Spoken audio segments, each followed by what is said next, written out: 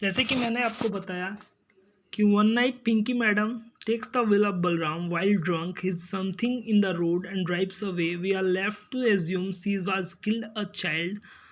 Ashok family puts on pressure on Balram to confess that he has been driving alone. Ashok becomes increasingly involved in briefing government officials to the benefit of the family and coal business. जैसे कि मैंने आपको बताया कि Pinky madam उस दिन car चला रही थी, बहुत ही पी के थी। उन्होंने कार से एक कुछ चीज़ को रौंद दिया। हम लोग वो सोचते हैं किसी को बच्चे को रौंद दिया था, जिसके बाद वो बहुत ही नर्वस हो गई थी। वो बोल रही थी कि चलो देख के आते हैं। ये सब मैंने आपको पीछे वीडियो में बतलाया। जैसे सुबह होता है वो अभी भी यही से बात बोलती है। जैसे मैंने कार को पूरी तरह साफ़ कर दिया था, खून वून जितने भी लगे थे वो मैंने साफ़ कर दिए थे, लेकिन फिर भी पिंकी मैडम को था कि चलो देख के आते हैं। वो मर गया, उसकी फैमिली को पैसे वैसे की ज़रूरत दे देंगे, लेकिन सबको उनकी मुंह बंद करवा देता है। और अशोक सर की पूरी फैमिली उस दिन क्या पता उस दिन क्या हो रहा था, ऊपर मुझे बुलाया और मुझे बहुत ही इज्जत से बात कर रहे थे सब कोई। मुकेश सर जो हमसे कभी भी आज तक अच्छे से बात नहीं की, वो भी उस दिन पोलाइट बिहेवियर कर रहे थे मेरे से और बोल रहे थे कि आओ आओ बलराम हलवाई, क्या नीचे क्यों बैठ रहे हो, सोफे में बैठो, तुम भी हमें तुम्हें घर के जैसा ही संभाला है।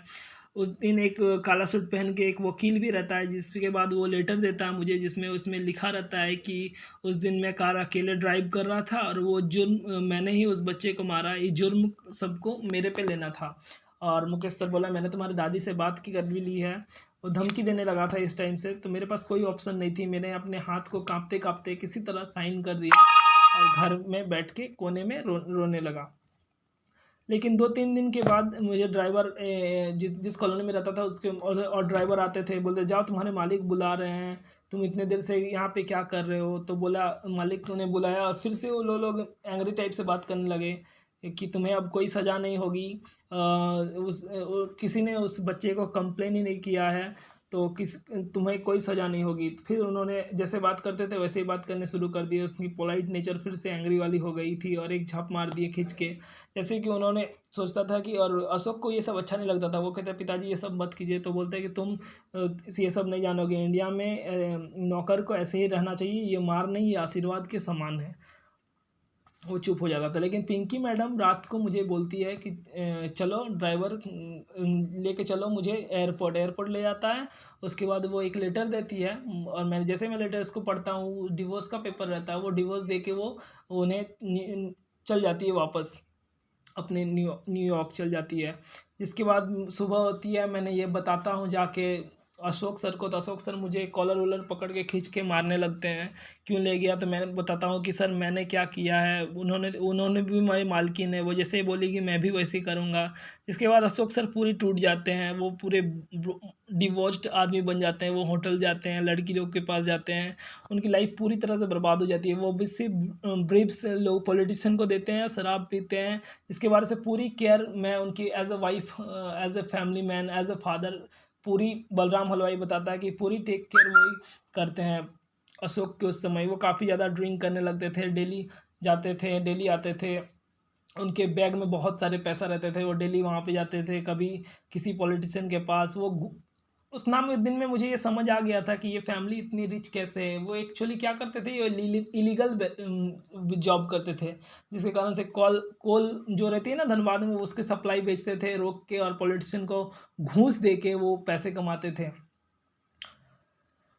जिसके बाद मुझे भी पैसे के कारण एक दिन लालच आ गई थी। जैसे ही एक दिन पॉलिटिशियन लोग को छोड़ने बताया, तो वो लोग बोलते कि तुम्हारे पास कोई विस्की विस्की है। तो मैंने बोला हाँ है, जॉनी वीकर की। मैंने उन्हें बोतल देता हूँ, वो लोग पी के ड्रंक हो जाते हैं और बोलते हैं कैसे आदमी है, हम लोग बेवकूफ़ है। अशोक सर के बारे में काफ़ी कुछ बोलते हैं वो लोग।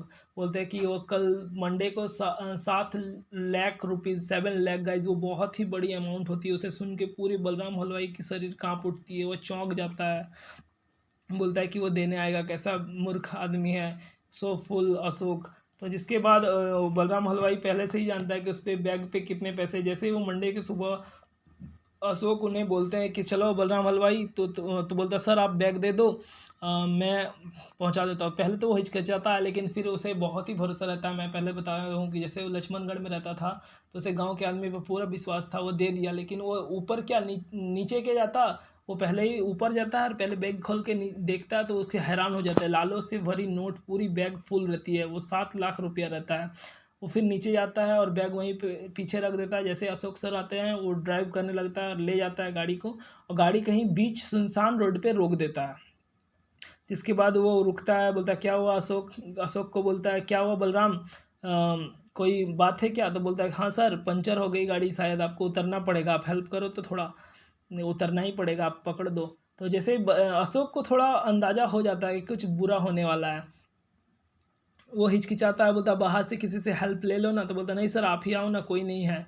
तो फिर हिचकिचा के वो नीचे आता है। जैसे वो झुकता है तो फिर वो जो होता है ना, विस्की का बोतल से तोड़ के, जो जॉनी लीकर की बोतल थी, वो हाफ तोड़ के वो अच्छा तरह से किल करके वो गर्दन के पास ऐसे ऐसे करता है। तो ऐसे लगता है कुछ होने वाला है। तो फिर अशोक देता है कुछ नहीं हुआ सर, देखिए तो चेक करके टायर निकालना है।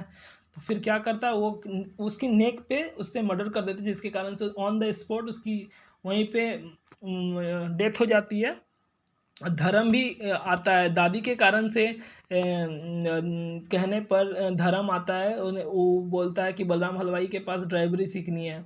तो धर्म के साथ ही वो फरार हो जाता है उस टाइम, मर्डर करके अशोक सर का। और डर के मारे वो जिग जैक, डायरेक्ट ट्रेन से नहीं पकड़ता, वो जिग जैक होके रास्ता से बेंगलोर पहुंचता है। बेंगलोर पहुंच के वो काफ़ी डरा डरा महसूस करता है। उसके बाद वो 6-7 दिन बाद निकलता है, डरा डरा हुआ रहता है कि क्या हुआ होगा, वो पकड़ा जाएगा। अभी तक वो सोचता है कि बहुत सारे पोस्टर लग गए होंगे मेरे नाम के, इसलिए वो बहुत डर डर के बाहर होता है। उसके बाद वो कुछ दिन बाद वो बाहर हो गया था, जिसके बाद वो बताता है कि वो वहाँ पे भी कैफ़े और होटल्स जाने लगा था।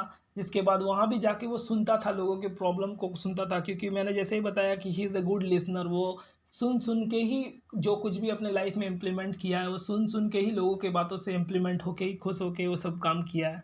तो वो क्या करता है, कैब के प्रॉब्लम को देखता है कि यहाँ पे आने जाने का बहुत ही प्रॉब्लम है। तो after killing Ashok by bludgeoning with a bottle and after stealing a large bribe Ashok was carrying with him, Balram moves to Bangalore where he bribes the police to order to help start his own taxi business. वो taxi business start करता है, छोटे छोटे 10-12 cab से शुरुआत करता है। और just like Ashok, Balram pays off family when son has taxi drivers hit and killed. जैसे वो नेचर का उतना भी बुरा नहीं रहता है, मानता हूँ मैं, वो लॉयल मास्टर का ही मर्डर करता है, लेकिन वो भी थक चुका रहता है, वो करप्शन देख देख के, वो गरीबी देख कर। लेकिन वो जो बलराम था, वो जब भी किसी टैक्सी ड्राइवर अगर किल करता था, वो अपने नाम लेता था, ना कि ड्राइवर को फंसाता था। और जिस फैमिली को किसी को किल्ड होती थी, वो हेल्प भी करता था। Balram explains that his own family was almost certainly killed by Ashok relatives as retribution for his murder. At the end of the novel, Balram recognizes his action and considers that his freedom is worth the lives of the family of the Ashoks, and thus ends the letter of Jiabu, letting a reader think dark humor to tale as well as the idea of life as a trap introduced by the writer. Balram हलवाई उसके बाद entrepreneurship करता है, जिसके बाद वो काफ़ी बड़ा आदमी बन जाता है, उनकी बिज़नेस बहुत ही एक्सटेंड हो जाती है। लेकिन बलराम हलवाई ये भी बताता है कि उसके किए पे पछतावा है कि वो अपने लॉयल मास्टर को मर्डर करता है, लेकिन बाद में वो सक्सेसफुल होने के बाद सब कुछ भूल जाता है। उससे डर आज भी रहता है कि वो आज नहीं तो कल पकड़ा जाएगा जो वो क्राइम किया, लेकिन उसे अफसोस नहीं है, क्योंकि किसी न किसी को तो एक ये मूव लेना ही पड़ेगा ताकि वो ज़िंदगी में आगे बढ़ सके। जिसके कारण ये लेटर यहीं पे समाप्त करता है, और वो अपने आप को एक प्योर एंटरप्रेन्योरशिप के तौर पे वो लेटर लिख देता है जिंग बियाको को। उसके बाद ये स्टोरी ख़त्म हो जाती है। अब आप बताइए कि बलराम ने जो किया वो सही था या गलत। मैं आपको छोड़ता हूँ, आप कमेंट पे बताइए।